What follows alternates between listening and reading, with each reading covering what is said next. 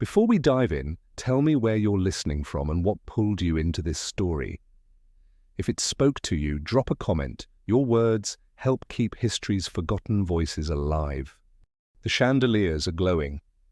The violins are playing. Silk dresses brush polished floors as pistachio cakes and champagne circulate through a ballroom filled with the richest people in the city.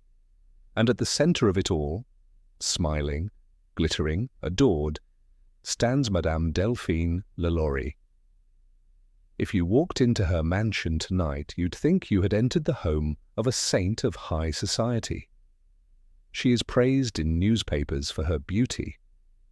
Women copy her fashions. Men compete for invitations to her dinner parties. European royalty sends her letters. You could spend hours admiring the portraits, the mirrors, the silver, the laughter, and never hear the sounds coming from above the ceiling, because the same house that hosts the finest soirees in Louisiana is also a prison, a laboratory, a torture chamber. The guests downstairs don't know it, the neighbors pretend not to know it, but the people trapped inside her attic know it better than God. And before the year ends, a fire will finally force the city to face what lived behind the silk curtains of Royal Street, a truth so horrifying that even New Orleans, a place built on ghosts, voodoo, bloodshed, and slavery, will never forget it. But to understand how a woman so beloved could also be so monstrous, we have to start before the smoke, before the screams, before the attic door was broken open, back when Delphine LaLaurie was still just a name spoken with admiration, not fear. The elegance of evil, Delphine LaLaurie and the crime. New Orleans tried to bury the woman. New Orleans wanted to love. She is born in 1787 into one of the oldest and wealthiest French Creole families in Louisiana. Not a plantation girl in the fields, but a Paris-educated aristocrat groomed for money, influence, and obedience to social hierarchy. She is taught to dance before she is taught to write. She learns which fork goes with which course before she learns history. And most importantly, she learns how to be admired. Her first marriage is to a Spanish officer, her second to a wealthy banker, her third to a young doctor nearly 20 years her junior. Every husband dies. Every widowhood makes her wealthier. Every death, accidental, tragic, whispered about, leaves her with more money, more property, more enslaved people under her control. By the time she marries Dr. Louis LaLaurie, she is not just a wife, she is a force. She purchases the 3-story mansion at 1140 Royal Street, one of the most expensive addresses in the city. Locals stop and stare when she passes in her carriage. Powdered hair, jewels at her throat, parasol shading her perfect skin. She becomes the embodiment of Southern elegance, the woman every girl is told to imitate and every man wants to impress. And yet, there are rumors. The kind that don't make it into newspapers, only into kitchens and alleyways. That she is unusually harsh with the people she owns. That one enslaved girl was never seen again after she brushed Delphine's hair too hard. That a chained man was spotted in the courtyard, dragged back inside before anyone could speak. That screams sometimes echo through the walls, long after midnight. People hear things, people suspect things, but who accuses a woman so wealthy, woman in a city built on slavery, of cruelty? No one, not yet. For now, Delphine LaLaurie remains exactly what society wants her to be, a hostess, a beauty, a refined wife, a symbol of Creole aristocracy. But outside her parlor windows, history is beginning to shift. The moral cracks are widening, and upstairs in the attic that no guest ever enters, the truth is already waiting in chains. April 10th, 1834. Just after 8 a.m., smoke begins to drift from the upper floor of the LaLaurie mansion. At first, it is thin, the kind of smoke that suggests a kitchen mishap, a fireplace flare, nothing unusual. But then the flames sharpen, the roofline flickers, and neighbors rush into the street, pointing upward as fire curls across the shutters of the third floor. Firefighters arrive, axes and buckets in hand, expecting what they always expect in a wealthy home: expensive furniture to save, heirlooms to protect, an owner screaming about fine china, not human beings.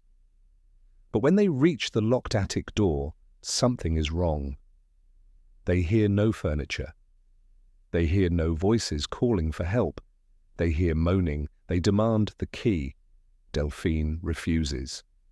She stands in her jeweled morning gown, hand on her chest, insisting that the locked room is of no concern and that the servants will be fine. Her face stays calm, unnervingly calm, even as smoke curls around her hair. Her husband tries to block the stairwell. They beg the firemen not to enter. So the men do what firemen do when someone is dying behind a door. They break it down. And what they see, or what they smell, will travel farther than any ballroom rumor ever did. Inside the attic are 7 enslaved people, still alive, but scarcely human in condition. Chained to the walls, shackled by iron collars, starved, scarred, beaten, some mutilated in ways no ordinary evil could invent. A woman with wounds, infected into rot. A man whose limbs are held in unnatural positions by restraints. A girl whose eyes are swollen shut. One firefighter runs back down the stairs and vomits on the floor.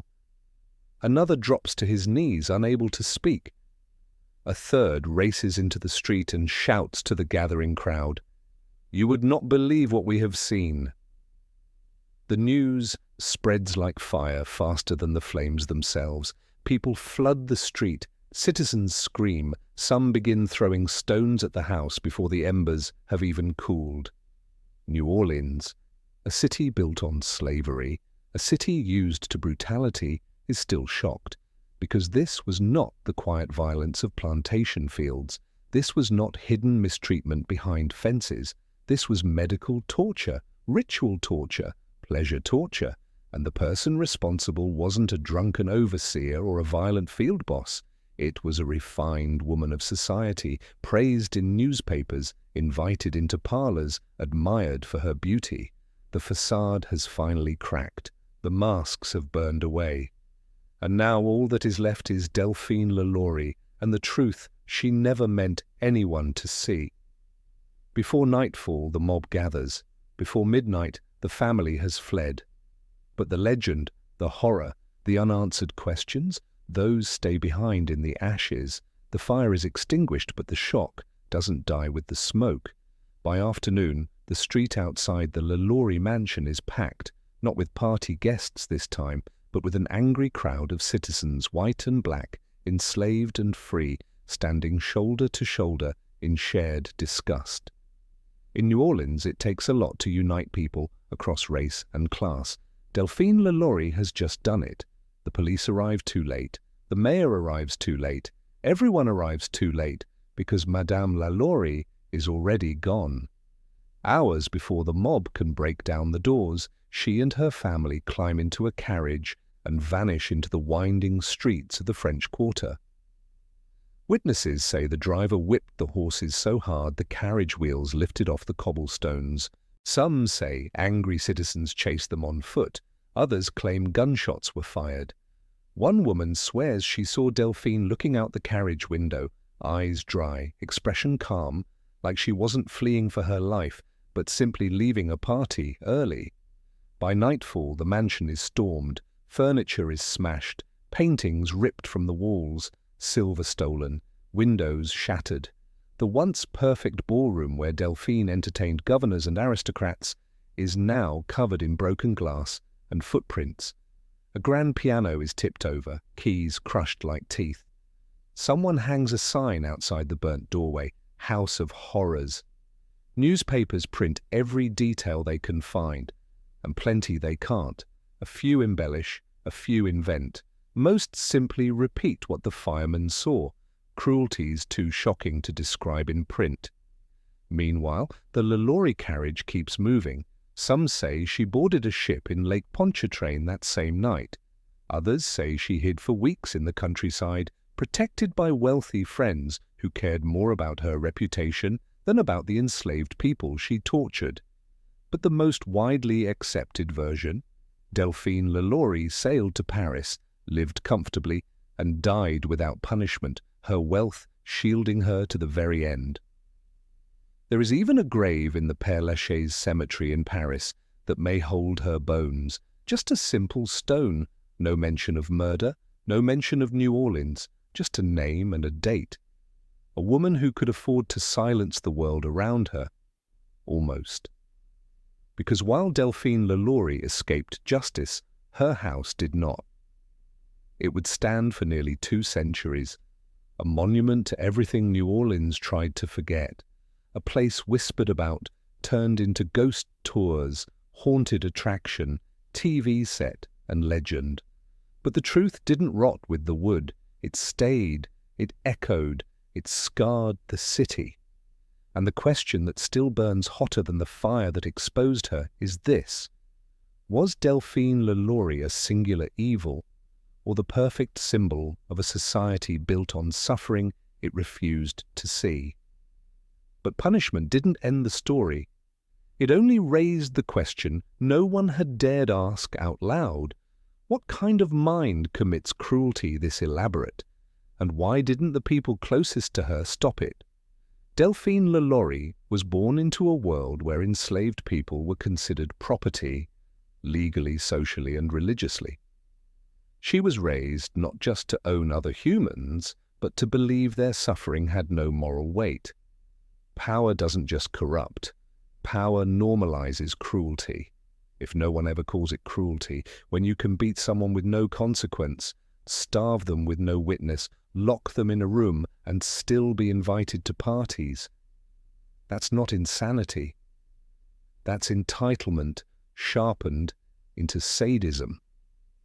Some experts argue she was a narcissistic sociopath, charming in public, monstrous in private.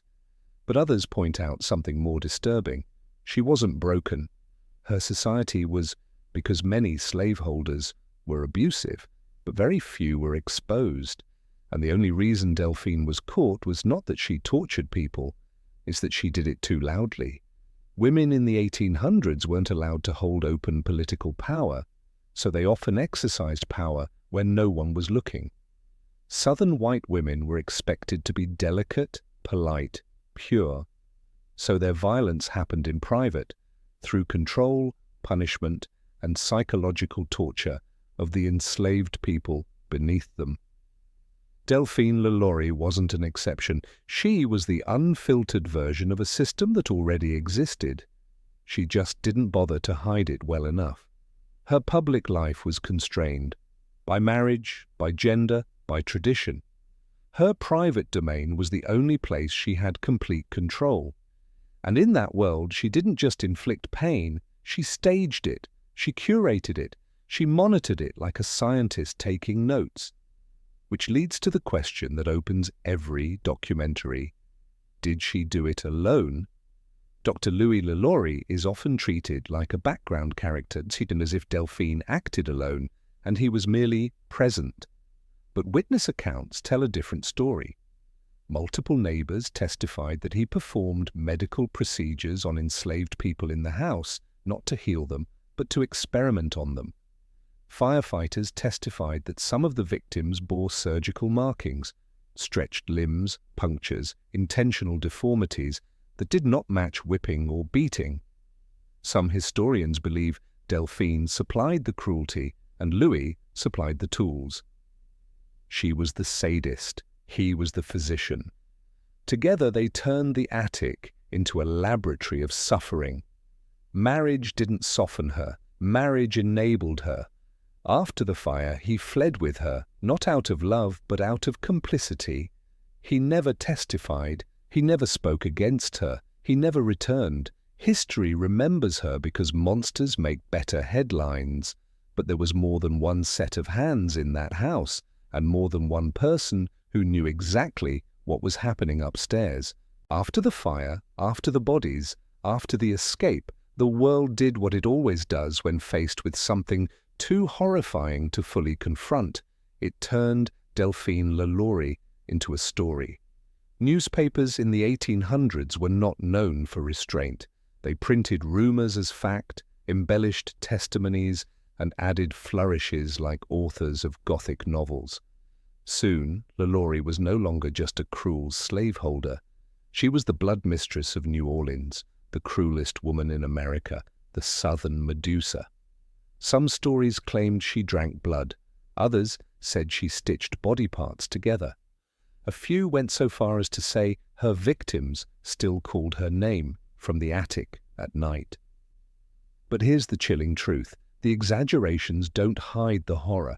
They hide the reality, because the real Delphine LaLaurie did not need fantasy to be monstrous. She was already the product of a world built on legally protected torture. The historical records prove she chained, beat, starved, and mutilated enslaved people in her home. She broke multiple laws regarding treatment of enslaved servants and paid only fines. She was investigated twice before the fire, but wealthy friends shielded her.